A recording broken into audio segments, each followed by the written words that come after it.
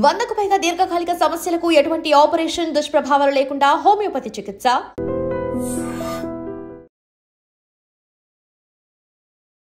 Welcome to iDream media.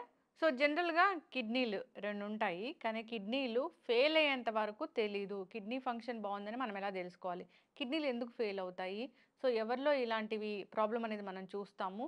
కిడ్నీలు హెల్తీగా ఉండాలంటే ఎలాంటి జాగ్రత్తలు తీసుకోవాలి, కిడ్నీలు బాగున్నాయో లేదో తెలుసుకోవాలంటే ఎలాంటి టెస్టులు ఉన్నాయి, ఎవరు ఎన్నాళ్ళకు ఒకసారి చేయించుకోవాల్సి ఉంటుంది, సో ఇంకా ఎలాంటి హ్యాబిట్స్ చేసుకోవాలి కిడ్నీ హెల్త్ బాగుండాలంటే పూర్తి వివరాలు తెలుసుకుందాం. ప్రస్తుతం మనతో పాటు స్టూడియోలో ఉన్నారు ప్రముఖ నెఫ్రాలజిస్ట్ డాక్టర్ సేరాపాణి గారు. డాక్టర్ గారు నమస్తే అండి. నమస్కారం. డాక్టర్ గారు, జనరల్గానే కిడ్నీలు రెండు ఉంటాయి. ఒక కిడ్నీకి ప్రాబ్లం వచ్చినా ఇంకో కిడ్నీ పనిచేస్తుంది కాబట్టి పాడైపోయిన విషయం తెలియదు అంటారు, నిజమేనా డాక్టర్ గారు? సో నేను జనరల్గా నాకు క్లినిక్లో వచ్చే పేషెంట్లకి ఒక చిన్న ఎగ్జాంపుల్ ఇస్తాను. ఎలాగా అంటే మనకి ఇప్పుడు కార్లో పెట్రోల్ ట్యాంక్ ఉందనుకోండి, అది పూర్తిగా ఉన్న లేకపోతే సగంకి వచ్చిన రిజర్వ్లోకి వచ్చిన బండి పనితీరులో మనకి ఏమీ తేడా కనిపించదు. సిమిలర్లీ మనకి పుట్టుకతో మనకి చాలా రిజర్వ్ ఉంటుంది అనమాట కిడ్నీ ఫంక్షన్కి.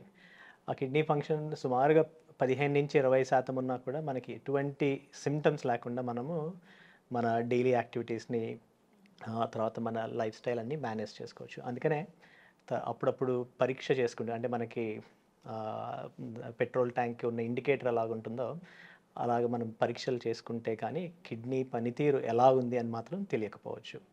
కొంతమందికి కొన్ని రకాల సిచ్యువేషన్స్లో కొన్ని సిమ్టమ్స్ చాలా ఎర్లీగా వస్తాయి. అలాంటి వాళ్ళు డెఫినెట్లీ డాక్టర్ దగ్గరికి వెళ్తారు. ఎలాగంటే వాళ్ళకి కాళ్ళ వాపు రావడము, లేకపోతే మొహంలో వాపు రావడము, లేకపోతే బీపీ ఎక్కువగా ఉండడము, దానివల్ల వచ్చే ఇబ్బందులు ఏమైనా ఉన్నాయో వాటి వల్ల వాళ్ళకి కొంచెం ఇండికేషన్స్ వస్తాయి. అంటే కిడ్నీలు పాడయ్యే ముందు ఈ లక్షణాలు కనిపిస్తాయి. ఈ లక్షణాలు కొంతమందిలో కనిపిస్తాయి. మొహం వాయడం, మొహం వాపు, కాళ్ళ వాపులు, లేకపోతే యూరిన్లో నురుగు రావడము, ఇలాంటి సిమ్టమ్స్ వాళ్ళంతా వాళ్ళే డాక్టర్ దగ్గరికి వెళ్తారు.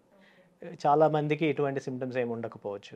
సో వాళ్ళకి ఏదో పరీక్ష చేయించుకుంటే బ్లడ్ టెస్ట్లో వాళ్ళకి ఓకే క్రియాటినిన్ అన్న పరీక్ష కిడ్నీల ఫంక్షన్ని మనకి చెప్తుంది. అది ఎక్కువగా ఉండడము, దానివల్ల కిడ్నీ డాక్టర్ని కలవడము అవ్వచ్చు. సో చాలా వరకు చాలామందికి కిడ్నీ ఫంక్షన్ బాగా తగ్గేంత వరకు కూడా సిమ్టమ్స్ ఉండకపోవచ్చు. అసలు కిడ్నీ డాక్టర్ని ఏ ఏజ్లో కలవాలి? సో ఈ ఏజ్లో కలవాలని ఏమీ లేదు, కానీ ఎవరైతే ఫ్యామిలీ హిస్టరీ ఉందో వాళ్ళు, ఎవరికైతే షుగర్ కానీ అంటే డయాబెటీస్, హై బ్లడ్ ప్రెషర్ ఉంది, ఇలాంటి వాళ్ళకి కిడ్నీలకి ఎఫెక్ట్ అయ్యే అవకాశం ఎక్కువ. అలాంటి వాళ్ళు కిడ్నీ డాక్టర్ని ఒకసారి కలిసి అంత బాగానే ఉందని తెలుసుకోవడం ఇంపార్టెంట్. టెస్ట్లు అన్నారు కదా డాక్టర్, కిడ్నీకి సంబంధించి ఏం టెస్ట్లు ఉంటాయి కిడ్నీ హెల్త్ బాగుందో లేదో తెలుసుకోవడానికి? సో రకరకాల పరీక్షలు ఉన్నాయి దీంట్లో. ఫస్ట్ సింపుల్ ఏంటి అంటే యూరిన్ టెస్ట్. యూరిన్ టెస్ట్లో మనకి చూసేది ఏంటంటే యూరిన్లో బ్లడ్ కానీ ప్రోటీన్ కానీ బయటికి వెళ్తుందా అన్నది సింపుల్ టెస్ట్ ఉంటాయి. కంప్లీట్ యూరిన్ ఎగ్జామినేషన్ అంటారు. సో ఈ పరీక్షలో మనకి కిడ్నీలో ఏమన్నా వాపు ఉన్నా, కిడ్నీకి సంబంధించినటువంటి ప్రాబ్లమ్స్ ఉన్నా దాంట్లో మనకి బయటపడే అవకాశం ఉంది. అది కాకుండా రక్త పరీక్షలు ఉంటాయి. రక్త పరీక్షల్లో క్రియాటినిన్ అనేది ముఖ్యమైన పరీక్ష. ఈ క్రియాటినిన్ ఏంటంటే మన కిడ్నీ పనితీరు ఎలా ఉంది అన్నది చెప్తుంది. దాని నుంచి మనకి కొన్ని డిడక్టెడ్ వాల్యూస్ ఉంటాయి, అంటే మనం క్యాలిక్యులేట్ చేసి కొన్ని వాల్యూస్ని క్రియేట్ చేసుకోవచ్చు. దాన్ని GFR అంటారు, అంటే గ్లోమెరులర్ ఫిల్ట్రేషన్ రేట్. ఒక నిమిషంలో మన కిడ్నీలు ఎంత బ్లడ్ని ప్రాసెస్ చేయగలుగుతున్నాయని చెప్పే విషయం అది. సో క్రియాటినిన్ ఒకటి, యూరిన్ టెస్ట్ ఒకటి, తర్వాత బ్లడ్ ప్రెషర్ ఎలా ఉంది, ఇవి మూడు మనకి చాలా ఇంపార్టెంట్ అనమాట. ఎవరికైతే డయాబెటీస్ ఉందో వాళ్ళు షుగర్ సంబంధించిన పరీక్షలు కూడా చేయించుకోవాల్సి వస్తుంది. రికరెంట్ యూరిన్ ఇన్ఫెక్షన్స్ కిడ్నీని దెబ్బతీస్తాయా? డెఫినెట్గా ఛాన్సెస్ అయితే డెఫినెట్లీ ఉన్నాయి. అంటే యూరిన్ ఇన్ఫెక్షన్స్ రకరకాలుగా రావచ్చు. ఒకటి జస్ట్ బ్లాడర్, అంటే మూత్రం సంచిలో మాత్రమే వచ్చే ఇన్ఫెక్షన్స్, దాన్ని సిస్టైటిస్ అంటారు. అలాంటి ఇన్ఫెక్షన్స్ అంటే యూరిన్ వెళ్తున్నప్పుడు మంట రావడము, లేకపోతే ఒక్కొక్కసారి జ్వరం రావడము, ఇలాంటివి వచ్చే అవకాశాలు ఉంటాయి. అలాగే తరచుగా యూరిన్కి వెళ్ళాల్సి రావడము. ఇన్ఫెక్షన్ బ్లాడర్లో ఉన్నంత వరకు మనకి ఏమి ఇష్యూ లేదు. కొన్నిసార్లు ఇన్ఫెక్షన్ పైకి పాకుతుంది, అంటే కిడ్నీల వరకు వెళ్తుంది అనమాట. అలాగ తరచుగా కిడ్నీలో ఇన్ఫెక్షన్స్ వచ్చినప్పుడు కిడ్నీస్లో స్కారింగ్ అంటారు, అంటే ఇర్రివర్సిబుల్ డ్యామేజ్ అయ్యే అవకాశం ఉంటుంది. అలా ప్రతిసారి కిడ్నీ ఎప్పుడైతే ఇన్ఫెక్ట్ అయిందో దానివల్ల వచ్చే ఇబ్బందులతో అంటే జనరలీ అలాంటి సిచ్యువేషన్లో ఏంటంటే జ్వరం వస్తుంది, నడుము నొప్పి వస్తుంది, అలాగే యూరిన్లో మంట, నొప్పి ఇలాంటివన్నీ ఉంటాయి. అలా రిపీటెడ్గా అయినప్పుడు కిడ్నీస్ డ్యామేజ్ అయ్యే అవకాశం చాలా ఉంది. ఇప్పుడు కిడ్నీ స్కార్ అనేది ఒక్కసారి యూరిన్ ఇన్ఫెక్షన్ వచ్చినా వస్తుందా డాక్టర్ గారు? ఎంత సివియర్గా వచ్చింది అన్న దాన్ని బట్టి అయ్యే అవకాశం ఉంటుంది. అంటే చాలాసార్లు అంటే ఎర్లీగా మనం ట్రీట్మెంట్ స్టార్ట్ చేసామనుకోండి, అంటే ఇలా సిమ్టమ్స్ ఉన్నప్పుడు, జ్వరం వచ్చినప్పుడు, యూరిన్లో ఇన్ఫెక్షన్ అని తెలిసినప్పుడు ఎర్లీగా యాంటీబయాటిక్స్ స్టార్ట్ చేసుకుంటే అలాంటి స్కారింగ్ అయ్యే అవకాశాలు తక్కువ. కానీ ఎప్పుడైతే డిలే అయ్యి చాలా కాలం నుండి తర్వాత ఆ ఇన్ఫెక్షన్ కిడ్నీలో ముదిరినప్పుడు స్కారింగ్ అయ్యే అవకాశాలు చాలా ఉన్నాయి. ఏదైనా యూరిన్ ఇన్ఫెక్షన్ బ్లాడర్లోనే స్టార్ట్ అవుతుంది యూరిన్ ఇన్ఫెక్షన్ అనేది. Mostly majority of the time బ్లాడర్లోనే స్టార్ట్. బ్లాడర్లో యూరిన్ ఇన్ఫెక్షన్ వచ్చింది, సో నార్మల్గా హోమ్ రెమెడీస్ అవన్నీ పాటించారు, లేదా ఓవర్ ద కౌంటర్ మెడిసిన్ వాడారు, ఎక్కువ డిలే చేశారు అన్నప్పుడు అది కిడ్నీకి వెళ్ళే అవకాశం ఉంటుందా? వెళ్ళే అవకాశం అంటే అందరికీ వెళ్ళదు, కొంతమందికి వెళ్ళే అవకాశం ఉంటుంది. ఇంకా ఎస్పెషల్లీ డయాబెటిక్స్ కానీ, పూర్లీ కంట్రోల్ డయాబెటిక్స్ అంటే వాళ్ళ షుగర్స్ కంట్రోల్ లేకుండా ఉన్నవాళ్ళు, అలాంటి వాళ్ళకి అయ్యే అవకాశాలు ఉంటాయి. కొంతమందికి పుట్టుకతోనే వాళ్ళ అనాటమీ అంటే కిడ్నీలు వాటి కనెక్షన్స్, కిడ్నీ నుంచి బ్లాడర్కి ఉన్న కనెక్షన్స్ వాటిలో కొంచెం డిఫెక్ట్ ఉండొచ్చు. అలాంటి వాళ్ళకి యూరిన్ నుంచి అది బ్లాడర్ నుంచి కిడ్నీకి ఇన్ఫెక్షన్ పాకే అవకాశాలు ఎక్కువ ఉంటాయి. ఎంసీయూజీ టెస్ట్ ఒకటి చేస్తారా? అంటే దీనికి సంబంధం లేదు. యూరిన్కే కానీ మిక్యూరేషన్ సిస్టర్ యూరోథ్రోగ్రామ్ ఎప్పుడు చేస్తారంటే వాళ్ళకి అబ్స్ట్రక్షన్ సిమ్టమ్స్ ఉన్నప్పుడు, అంటే యూరిన్ ఫ్లోకి ప్రాబ్లమ్స్ ఉన్నప్పుడు దాంట్లో క్లారిటీ వస్తుంది అనమాట. కిడ్నీకి వెళ్ళిందా లేదా తెలుసుకోవడానికి ఏం టెస్ట్ చేస్తారు? కిడ్నీకి వెళ్ళిందా లేదా అని తెలుసుకోవడానికి అంటే ఒక పర్టికులర్ టెస్ట్ అని లేదు, ముందు సిమ్టమ్స్ని బట్టి. సిమ్టమ్స్ ఎలాగా అంటే నడుము నొప్పి రావడము, హై గ్రేడ్ ఫీవర్ ఉండడము, కొన్నిసార్లు అల్ట్రాసౌండ్ స్కాన్లో కానీ సిటీ స్కాన్లో కానీ మనకి కనిపించే అవకాశం ఉంది. అల్ట్రాసౌండ్ అంటే అల్ట్రాసౌండ్ స్కాన్లో ఈ కిడ్నీలు బాగున్నాయా లేదా పూర్తిగా తెలిసిపోతుందా డాక్టర్ గారు? ప్రతి పరీక్షకి దాని లిమిటేషన్స్ ఉంటాయి. అల్ట్రాసౌండ్ స్కాన్లో స్ట్రక్చర్ వైజ్ ఎలాగా ఉన్నదని అర్థమవుతుంది. ఒక్కొక్కసారి పాత ఇన్ఫెక్షన్స్ వల్ల వచ్చిన స్కారింగ్ ఏమన్నా ఉంటే కనిపించే అవకాశం, ఇప్పుడు ప్రత్యేకంగా ఇప్పుడు కొత్తగా ఇన్ఫెక్షన్ ఏమన్నా వచ్చిందనుకోండి దాన్ని అన్నిసార్లు కనిపించకపోవచ్చు. ఒక్కొక్కసారి ఇన్ఫెక్షన్ వచ్చిన తర్వాత లేకపోతే ఇన్ఫెక్షన్ రావడానికి కూడా అబ్స్ట్రక్షన్ అంటే దాని పాత్వేలో ఏమైనా బ్లాక్ ఉండడం కూడా అవ్వచ్చు. అలాంటిదంటే ఏదైనా కిడ్నీ స్టోన్ ఉండడము, కిడ్నీ స్టోన్ ఉన్నప్పుడు అది అల్ట్రాసౌండ్లో మనకు కనిపిస్తుంది. యూరిన్ ఫామ్ అయింది బయటికి వెళ్ళలేకపోవడం వల్ల కిడ్నీలో వాపు వస్తుంది. అలాంటివి అల్ట్రాసౌండ్లో క్లియర్గా కనిపిస్తాయి. మీరు ఇప్పుడు చెప్పారు హై బీపీ ఉన్నా కానీ కిడ్నీ ప్రాబ్లం వస్తుందని, అంటే ఏం చేస్తారు డాక్టర్ గారు high BP? So high BP ఉండడం వల్ల ఏమవుతుందంటే కిడ్నీ మీద ప్రెషర్ ఎక్కువ ఉంటుంది అనమాట. సో అలాగే ఎలాగైతే మనకి బీపీ హై బీపీ ఉన్నప్పుడు గుండెకి సంబంధించిన ఇబ్బందులు రావడము, అలాగే బ్రెయిన్కి సంబంధించిన స్ట్రోక్ రావడము, ఇలాంటివన్నీ కూడా బ్లడ్ ప్రెషర్ ఎఫెక్ట్స్ వల్ల వస్తాయి. ఈ ప్రెషర్ ఎక్కువ ఉన్న కొద్దీ బ్లడ్ వెజల్స్ తట్టుకోలేవు అనమాట. తట్టుకోకపోవడం వల్ల ఫిల్టరేషన్ ఎక్కువ అవుతుంది, దానివల్ల కిడ్నీ మీద ఎఫెక్ట్ పడుతుంది. ఓకే, డయాబెటీస్ ఉంటే కూడా కిడ్నీలు దెబ్బతింటాయి, డయాబెటీస్ కంట్రోల్లో లేకపోతే కూడా. సో ఇప్పుడు 100 మంది డయాలసిస్ పేషెంట్లు ఉన్నారు అంటే ఎవరికైతే కిడ్నీలు పూర్తిగా పనిచేయడం ఆగిపోయి డయాలసిస్ మీదకి వెళ్తారో దాంట్లో 30-40% మంది షుగర్ వల్ల కిడ్నీలు దెబ్బతిన్న వారే ఉంటారు. So diabetes very common cause for kidney disease. So అది ఎంత కాలం నుంచి షుగర్ ఉంది అన్న దాన్ని బట్టి రిస్క్ పెరుగుతుంది అనమాట. ఎంత ఫ్రీక్వెంట్గా వీళ్ళు ఈ చెకప్స్ చేయించుకోవడం అవసరము డయాబెటీస్ పేషెంట్స్? సో ఎవరికైతే డయాబెటీస్ ఉందని తెలుసు over the age of let's say 35-40 years at least యాన్యువల్గా బ్లడ్ టెస్టులు చేయించుకోవడం, యూరిన్ టెస్టులు చేసుకోవడం ఈజ్ వెరీ ఇంపార్టెంట్. ఎవరికైతే ఫ్యామిలీ హిస్టరీ ఉందో వాళ్ళు డెఫినెట్లీ చేయించుకుంటూ ఉండాలి అట్లీస్ట్ వన్స్ ఏ ఇయర్. ఎప్పుడైతే ప్రాబ్లం ఉంది అని తెలిసిందో నెఫ్రాలజిస్ట్ని కలిసి నెఫ్రాలజిస్టులు వాళ్ళ రొటీన్ ప్రకారం ఎలాగ ఫాలోఅప్ చేయాలంటే అలా చేసుకోవాలి. కొంతమందికి అంటే చిన్నతనంలోనే కూడా డయాబెటీస్ వచ్చే అవకాశం ఉంటుంది. సో అలాంటప్పుడు at least especially type 1, type 2 diabetes. Type 1 diabetes అంటే చాలా యంగ్ ఏజ్లో వస్తుంది. సో వాళ్ళకి టైప్ 1 డయాబెటీస్ వచ్చింది అని తెలిసిన 10-15 ఏళ్ల తర్వాత కిడ్నీ ప్రాబ్లమ్ స్టార్ట్ అయ్యే అవకాశం ఉంటుంది. టైప్ 2 డయాబెటీస్ అంటే కొంచెం జనరలీ మిడిల్ ఏజ్లో స్టార్ట్ అవుతుంది. ఇలాంటి వాళ్ళకి తెలిసేటప్పటికే కొన్నిసార్లు ఒక 5-8 ఏళ్ల పాటు వాళ్ళకి సబ్ క్లినికల్ డయాబెటీస్ ఉండే అవకాశం ఉంటుంది. వాళ్ళకి కొంచెం త్వరగా కిడ్నీ డిసీజ్ వచ్చే అవకాశం ఉంటుంది తెలిసిన తర్వాత. యూరిన్‌లో ప్రోటీన్ వెళ్ళిపోవడం అంటే అది ఏంటి డాక్టర్ గారు అసలు? నార్మల్‌గా మన బాడీలో ఉన్న ప్రోటీన్‌ని కిడ్నీ కన్జర్వ్ చేస్తుంది. అంటే బయటికి వెళ్ళనీయకుండా లోపలే ఉంచేస్తుంది. ఎప్పుడైతే ఈ షుగర్ వల్ల కానీ, బీపీ వల్ల కానీ, కొన్ని రకాల అదర్ కండిషన్స్ వల్ల కానీ, ఈ ఫిల్టరింగ్ యూనిట్స్ ఉన్నాయి ఏవైతే అవి దెబ్బతింటాయన్నమాట. సో ఫిల్టర్ అంటే ఇది జస్ట్ జల్లెడలాగా. సో ఆ జల్లెడలో మనకి ప్రోటీన్ అనేది లోపలే ఉండాలి. జస్ట్ యూరిన్ మాత్రం అంటే మిగతా టాక్సిక్ మెటీరియల్స్ యూరిన్ బయటికి రావాలి. ఎప్పుడైతే ఈ జల్లెడకి ఉన్న కన్నాలు పెద్దవవుతాయో అప్పుడు ప్రోటీన్ని లోపల ఉంచుకోలేదు కిడ్నీస్. దానివల్ల యూరిన్‌లో బయటకొస్తుంది. అది యూరిన్‌లో బయటికి వచ్చిన తర్వాత ఆ ప్రాసెసింగ్ అవుతుందనమాట. సో దాంట్లో కిడ్నీకి ఫిల్టర్స్ ఉంటాయి. ఫిల్టర్స్ నుంచి వచ్చిన యూరిన్‌ని ట్యూబ్స్ ద్వారా దాన్ని మళ్ళీ ప్రాసెస్ చేస్తుంది. ఎప్పుడైతే ఈ ప్రోటీన్ ఫిల్టర్ నుంచి బయటికి వచ్చి ట్యూబ్స్‌ని అటాక్ చేస్తుందనమాట. దానివల్ల ఆ ట్యూబ్స్‌కి దెబ్బతింటాయి. సో అది ఎక్కువ కాలం అలాగే ఉంటే కిడ్నీలు దెబ్బతింటాయి అనమాట ఫైనల్లీ. కిడ్నీలు దెబ్బతినడం, కిడ్నీలు పాడవడం అంటే వాటి పనితీరు మందగించడం. ఆ! ఇప్పుడు కిడ్నీలో స్టోన్ అంటే? సో కిడ్నీలో స్టోన్ రకరకాల కారణాల వల్ల అవుతాయి. ఎస్పెషల్లీ మన హైదరాబాద్ లాంటి ప్రదేశంలో హాట్ వెదర్, యారిడ్ వెదర్ వీటి వల్ల డీహైడ్రేషన్‌కి ఛాన్సెస్ ఎక్కువ ఉంటాయి. సో ఎవరైతే నీళ్ళు ఎక్కువగా తాగరో అంటే వేడి వెదర్‌లో కూడా నీళ్ళు తక్కువగా తాగకపోతే యూరిన్ చాలా కాన్సంట్రేటెడ్‌గా వస్తుంది. కాన్సంట్రేటెడ్‌గా వచ్చినప్పుడు అది నిలవ ఉండిపోయి, ఆ నిలవ ఉన్న దాంట్లో ఉన్న కొన్ని కెమికల్స్ ఇలా స్టోన్స్ కింద మారతాయి. సో ఫర్ ఎగ్జాంపుల్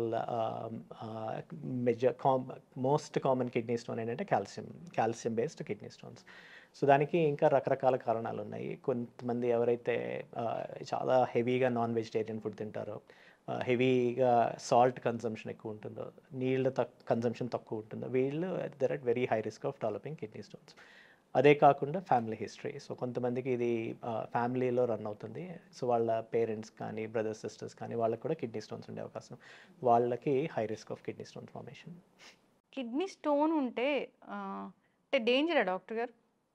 చిన్న చిన్న స్టోన్స్ ఉన్నంత మాత్రాన కిడ్నీస్‌తో ఇబ్బందేం లేదు. కిడ్నీ స్టోన్స్‌తో ఇబ్బంది లేదు.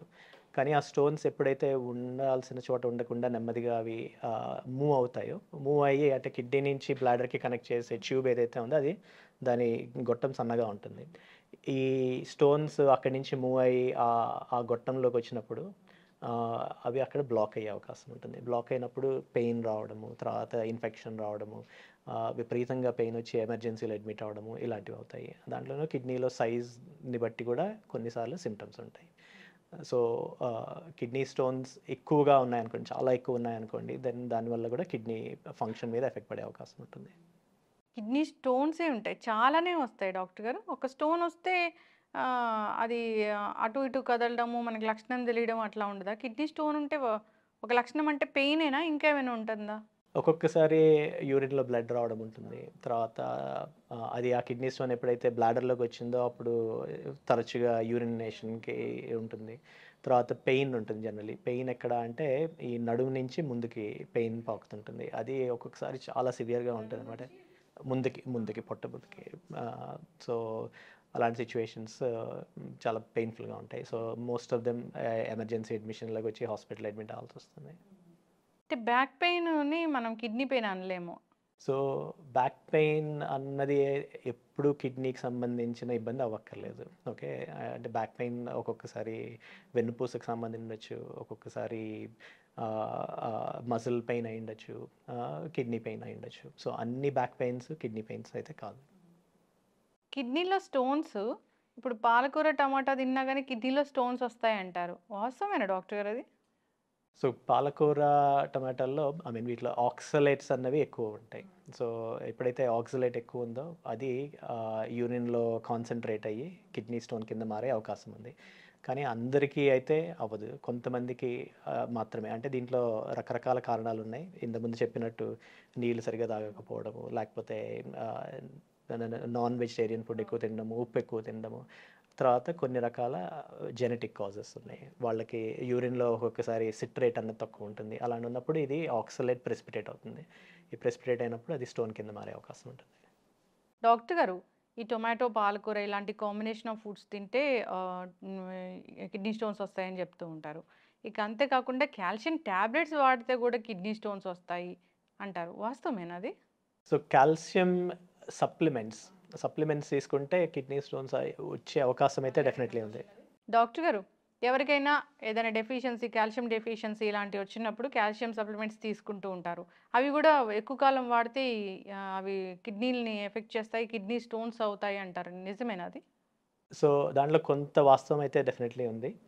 మనము కాల్షియం అన్నది డైటరీ న్యాచురల్ రిసోర్సెస్ అంటే పాలు, పెరుగు, పన్నీర్ వీటితో వచ్చే కాల్షియం వల్ల మనకి అంత ఎక్కువ ఏమి ఇబ్బంది ఉండకపోవచ్చు. కానీ ఎవరైతే ఎక్కువగా తీసుకుంటారో అంటే బియాండ్ వాట్ ఈస్ నీడెడ్ అవి కిడ్నీ స్టోన్స్కి ఫామ్ అయ్యే రిస్క్ అయితే ఉంది. దానికంటే ఇంపార్టెంట్ ఏంటంటే చాలామంది విటమిన్ సి తీసుకుంటారు. విటమిన్ సి మనకి కోవిడ్ టైంలో వాటిలో చాలామంది they have been taking excess vitamin C. Vitamin C can be more dangerous ఎందుకంటే vitamin C and calcium supplementations ఈ రెండు కలిపి they lead to oxalate stone formation. So చాలామందికి అట్లీస్ట్ నాకు కోవిడ్ టైంలో 3-4 పేషెంట్లు కనిపించారు. ఎవరంటే ఎక్కువగా విటమిన్ సి తీసుకొని దానివల్ల కిడ్నీలో ఆక్సలేట్ డిపాజిట్ అయ్యి దానివల్ల కిడ్నీ ఫంక్షన్ తగ్గిన వాళ్ళు చాలామంది ఉన్నారు. సో కాల్షియం ప్రిస్క్రైబ్ చేసి కరెక్ట్ డోస్లో తీసుకుంటే within limitations is fine. But ఎప్పుడైతే ఎక్సెస్ డోస్ అయిందో or in combination with excess vitamin C that is dangerous. Doctor గారు, అయితే కిడ్నీలు పాడైనప్పుడు ట్రాన్స్‌ప్లాంట్ వరకు వెళ్ళాల్సి వస్తదా? అంటే 2 కిడ్నీలు పాడవుతేనే ట్రాన్స్‌ప్లాంటా? లేదంటే ఎట్లా అసలు ట్రాన్స్‌ప్లాంట్ ఈ టాపిక్ అంటే ఏంటి? సో జనరలీ కిడ్నీ ప్రాబ్లం ఉంది, క్రియాటినిన్ పెరుగుతోంది అంటే 2 కిడ్నీలు ఎఫెక్ట్ అయినట్టే. సో 2 కిడ్నీలు పని చేయకపోతేనే క్రియాటినిన్ ఎలివేట్ అవుతుంది. దానివల్ల కిడ్నీ ప్రాబ్లం మనకి బయటికి కనిపిస్తుంది. చాలా మంది అంటే కిడ్నీ డొనేట్ చేసిన వాళ్ళు ఉంటారు. వాళ్ళ ఒక కిడ్నీతో కంప్లీట్లీ నార్మల్ లైఫ్ లీడ్ చేయగలరు. సో మనకి ఒక కిడ్నీ ఉన్నా సరిపోతుంది. ఎప్పుడైతే క్రియాటినిన్ పెరుగుతోంది అంటే 2 కిడ్నీలు ఎఫెక్ట్ అయినట్టే మనకు. ఎంతవరకు మందులతో వీటిని అంటే అంత దూరం వెళ్లకుండా చేయొచ్చు? అంటే మనకి ఎర్లీ స్టేజెస్లో తెలిస్తే కిడ్నీ ప్రాబ్లం ఉంది అని దెన్ మనకి అంటే డిపెండింగ్ ఆన్ కండిషన్ని బట్టి కొన్నిటిని మనము ప్రోగ్రెస్ అవ్వకుండా హెల్ప్ చేయొచ్చు, కొన్నిటికి ట్రీట్మెంట్స్ ఇచ్చి దాన్ని ప్రోగ్రెస్ అవ్వకుండా చూడడానికి ప్రయత్నం అయితే చేయొచ్చు. కొన్నిసార్లు మనం ప్రయత్నం చేసినా కొన్నిటికి ట్రీట్మెంట్ ఉండకపోవచ్చు. అలాంటి సిచ్యువేషన్లో అది పూర్తిగా ఫెయిల్ అయ్యేంత వరకు వెళ్తుంది. సో పూర్తిగా ఫెయిల్ అయినప్పుడు కొన్ని రకాల ఇబ్బందులు వస్తాయి. అంటే ఆకలి లేకపోవడము, వాంతులు అవడము, లేకపోతే వాపులు రావడము, ఆయాసం రావడము, ఇలాంటి ఇబ్బందులు వచ్చే అవకాశం ఉంది. ఆర్ కొన్ని సాల్ట్స్ అంటే లైక్ పొటాషియం ఎక్కువ అవడము, ఇలాంటివి ఉన్నప్పుడు మనము 2 ఆప్షన్స్ ఉన్నాయి. ఒకటి డయాలసిస్ చేసుకోవడం, లేకపోతే కిడ్నీ ట్రాన్స్ప్లాంట్కి వెళ్ళడం. కిడ్నీ ట్రాన్స్ప్లాంట్ అనేది అంటే అందరికీ సూటబుల్ అవ్వదు. ఎవరైతే వాళ్ళు జాగ్రత్తగా చూస్ చేసుకొని ఆఫ్టర్ థరో ఎవాల్యుయేషన్ వాళ్ళకి కిడ్నీ ట్రాన్స్ప్లాంట్ కన్సల్ట్ చేయాలి. అంటే నార్మల్‌గానే తర్వాత నార్మల్ లైఫ్ లీడ్ చేయొచ్చు డాక్టర్ గారు? జీవితాంతం మందులు వాడాలా కిడ్నీ ట్రాన్స్‌ప్లాంట్ అవుతే? సో కిడ్నీ ట్రాన్స్ప్లాంట్ చేయడం ఒక ఉద్దేశం ఏంటంటే వాళ్ళకి క్వాలిటీ ఆఫ్ లైఫ్ వెనక్కి ఇవ్వడం, వాళ్ళకి as close to normal as possible. Kidney transplant ఉన్నంత వరకు పనిచేస్తున్నంత వరకు వాళ్ళు మందులు వాడాల్సింది. మందులు ఎప్పుడైతే ఆపేస్తారో ఆపకూడదు. ఆపితే కిడ్నీ ఫెయిల్ అయ్యే అవకాశాలు చాలా. కిడ్నీ ఇష్యూసే రాకూడదు, కిడ్నీలు బాగుండాలి అంటే జాగ్రత్తలు ఏముంటాయి? సో ఇది ఎర్లీ స్టేజెస్లో దీన్ని ఐడెంటిఫై చేసుకోవాలి. ఫస్ట్ ఆఫ్ ఆల్ ఎర్లీ స్టేజ్లో ఐడెంటిఫై చేయాలి అంటే ఏదైనా సిమ్టమ్స్ అంటే కాళ్ళ వాపులు కానీ, మొహంలో వాపు కానీ, బీపీ ఎక్కువగా ఉంది, కంట్రోల్ అవ్వట్లేదు, ఇలాంటి సిచ్యువేషన్స్ కూడా ముందు బ్లడ్ టెస్ట్ చేయించుకోండి. బ్లడ్ టెస్ట్లో మనకి ఏదైనా అబ్నార్మాలిటీ ఉండాల్సిన రేంజ్ కంటే ఎక్కువగా ఉంది క్రియాటినిన్ అంటే వెంటనే ఫస్ట్ నెఫ్రాలజిస్ట్ని చూడండి. So that is one thing, first advice. Second advice, sugar కానీ, బీపీ కానీ, లేకపోతే family history of kidney disease ఏమైనా ఉన్నా సరే అట్లీస్ట్ యాన్యువల్గా బ్లడ్ టెస్ట్లు చేయించుకోండి. వాటిలో ఏమైనా తేడాలు ఉంటే సీ యువర్ నెఫ్రాలజిస్ట్. ఇవి అంటే రిస్క్ ఫ్యాక్టర్స్.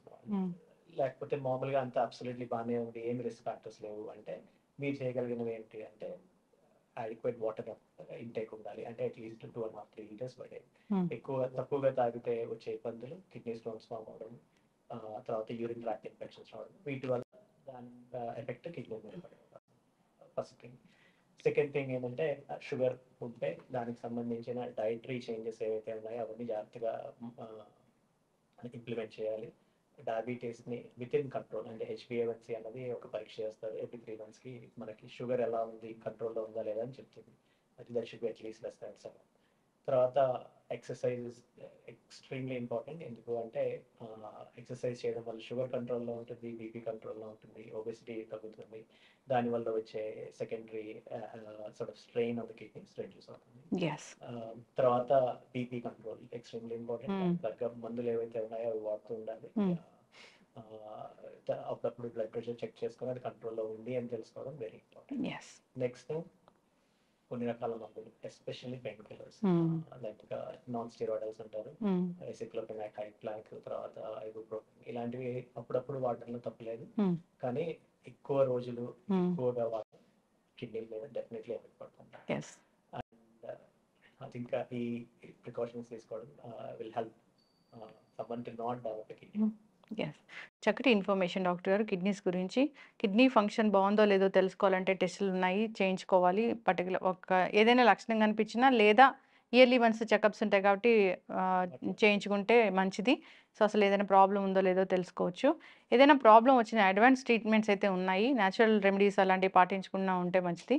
అడ్వాన్స్ ట్రీట్మెంట్స్ ఉన్నాయి కాబట్టి డాక్టర్ని సంప్రదించి అసలు ఏముంది ఏంటి తెలుసుకుంటే ట్రీట్మెంట్ అనేది చక్కగా ఉంటుంది, కిడ్నీ పనితీరు బాగుంటుంది. కిడ్నీలు హెల్తీగా ఉంచుకోవాలని చెప్దాం డాక్టర్ గారు. సిరీస్ కంటిన్యూ చేద్దాం కిడ్నీస్ గురించి, కిడ్నీ హెల్త్ గురించి, వచ్చే కాంప్లికేషన్స్ గురించి మనం సిరీస్ అనేది కంటిన్యూ చేద్దాం. చాలా చక్కటి ఇన్ఫర్మేషన్ ఫాలో అవ్వాలని కోరుకున్నాం. ధన్యవాదాలు. Sir, one life lesson what medicine has taught you. Whatever you can do without expecting. But I really believe మన పాజిటివ్ యాటిట్యూడ్ ఉంటేనే మనం ఏదైనా సాధించగలం. గట్ని మనం కరెక్ట్గా డీల్ చేసినట్లయితే అది మనకి పాజిటివ్ హార్మోన్స్ని రిలీజ్ చేస్తుంది. షుగర్ వచ్చిన వాళ్ళ పరిస్థితి ఏంటి? పొట్ట దగ్గర పెరిగితే దాన్ని ఆండ్రాయిడ్ అంటారు, ఆండ్రాయిడ్ ఫోన్ కదా. అసలు థాట్స్ ఎందుకు వస్తాయి? బ్రెయిన్ డెడ్ అంటే దానికి ప్రపంచం అంతా కూడా కొన్ని నిర్దిష్టమైనటువంటి లక్షణాలు. మానసికంగా ధైర్యంగా ఉంటే క్యాన్సర్ జయించవచ్చు. You are a doctor for a cause, sir. అంతే. వాళ్ళకి వచ్చిన ఆదాయం కాకుండా ఫ్రీ సర్వీస్ ఎంతమందికో చేస్తారు. And don't forget to subscribe to iDream. And for more videos, Please subscribe to iDream. Please subscribe to iDream. Please subscribe iDream. And please subscribe to iDream. For more videos, subscribe to iDream. please like, share and subscribe to the channel. Congratulations, iDream. Subscribe to iDream. Subscribe to iDream. So subscribe to iDream Media. iDream ki iDream team andarki huge congratulations. Please subscribe iDream Media. Please subscribe to iDream. Subscribe iDream. Please subscribe to iDream. iDream అంటే నా కళల channel subscribe చేసుకున్న నోరు తిరుగుతలేదు, మీరైతే గంట గుర్తు కొట్టండి. For more such videos, please subscribe to iDream. Subscribe to iDream. Please subscribe to iDream. Please subscribe iDream Media. Please do subscribe to iDream. Please subscribe to iDream Media. For best entertainment and information, please subscribe iDream.